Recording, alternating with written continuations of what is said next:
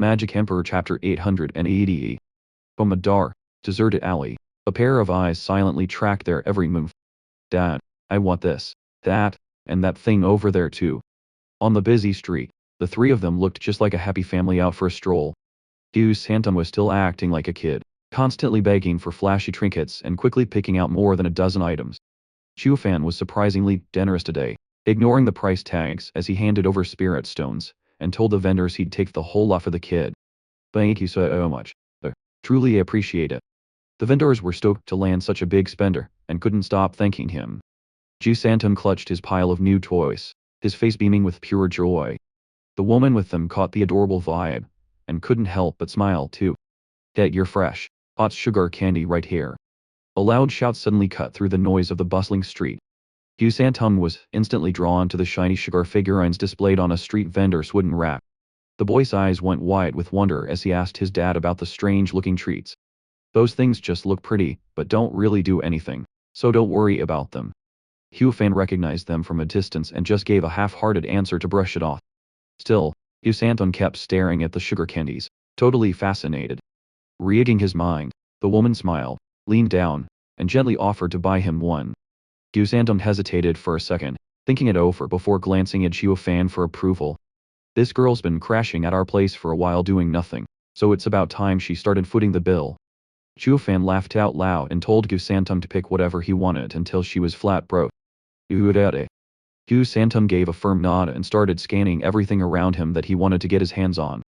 The boy gave an innocent grin, pointing all over the place before shaking his head with a smug look. Hearing that, the woman glared at Zhuo Fan and scolded him for corrupting such a good kid. Are you gonna go back on your word, or do you really want to be a liar? Zhuo Fan didn't care, just looked away and chuckled to himself. Hugh Santum's face suddenly dropped, and he pouted at her with a hurt look. The kid's adorable, chubby face while sulking made the woman's heart melt instantly. She quickly nodded and promised to buy him whatever he wanted. She gave a satisfied smile and headed straight for the stalls. Before she left, she didn't forget to shoot Zhuo Fan a pouty glare, looking exactly like Hugh Santum. Zhuo Fan chuckled, ignoring her as he continued strolling down the street hand in hand with Hugh Santum. Excuse me, how many spirit stones for one of these sugar candies? But just as she reached the shop to ask the price, a sudden gust of wind whistled past. In an instant, a mysterious dark figure closed in, muffled her mouth, and dragged her out of sight. In the blink of an eye, she had completely vanished into the crowd. Before anyone nearby could even realize what happened, she was gone. The shopkeeper looked up and saw no one, wondering why the person who just asked for a price had vanished so fast. He puzzled over it for a second but couldn't figure it out, so he just went back to shouting out his wares like usual. In a deserted, dark corner, a rough hand was clamped tightly over the woman's mouth.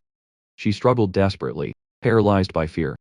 But her efforts were useless, because the grip was ironclad, not letting her budge. As her panic peaked, she decided to risk everything and fight back. She didn't care about blowing her cover anymore, suspecting her captor was from the Flying Cloud Manor. Don't move, it's me. Just as she was about to strike, the person realized it, and quickly stopped her with an urgent whisper. Hearing that familiar voice, she froze and immediately stopped fighting. She turned around, her face full of shock. The hand let go, revealing a handsome face that she knew all too well. Cousin, you're still alive. Meanwhile, Zhuo Fan and Hugh Santum were caught off guard when they realized the woman had vanished. That's weird, how did she just disappear into thin air? Hugh Santum wondered if she got scared of the bill and bail because he asked for too much stuff. Zhuo Fan cracked up and said she was a powerful cultivator, not some random nobody from the East State. Your toys don't cost nearly enough to scare her into running away. Besides, she's got nowhere else to go right now. Truth is, after everything that's happened, there's no way she'd dare wander around Flying Cloud City alone. Hugh Santum thought for a second and guessed that maybe the Flying Cloud Manor people had snatched her. Zhuo Fan calmly shook his head, figuring if the manor wanted her, they'd do it out in the open instead of being so sneaky. Plus, if they grabbed her while she was with us, we wouldn't be standing here so relaxed. She was probably picked up by someone she knows.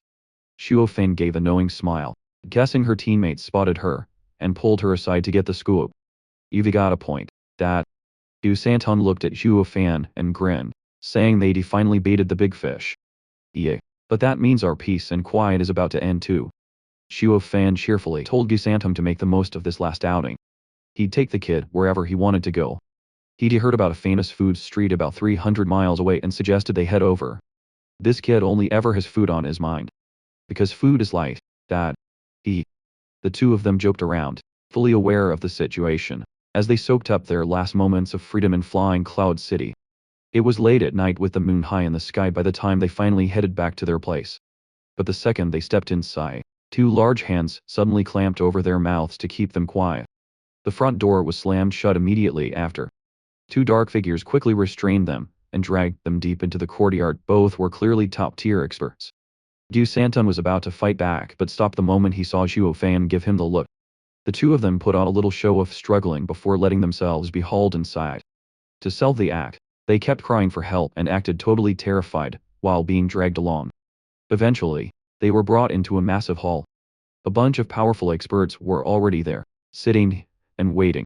The man in the head seat looked like a friendly middle-aged guy, but he had the unmistakable aura of a top-level powerhouse.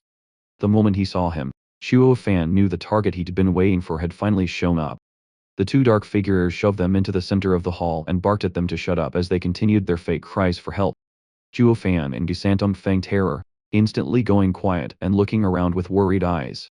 They were the hosts, and we were the guests, so why are you being so rough with them, and a kid? The middle-aged man shooed out his subordinates and told them to let the two go to protect the family's reputation. Understood, Patriarch. The two dark figures quickly apologized, let go, and stepped back. The man was about to speak, but Zhuo Fan beat him to it, whining that he was just a newcomer and didn't have beef with anyone. Don't sweat it, we were not here for revenge. The middle-aged man smiled and gave a calm explanation. Zhuo Fan kept up the act, asking if they were planning to rob him since the city was supposed to be safe.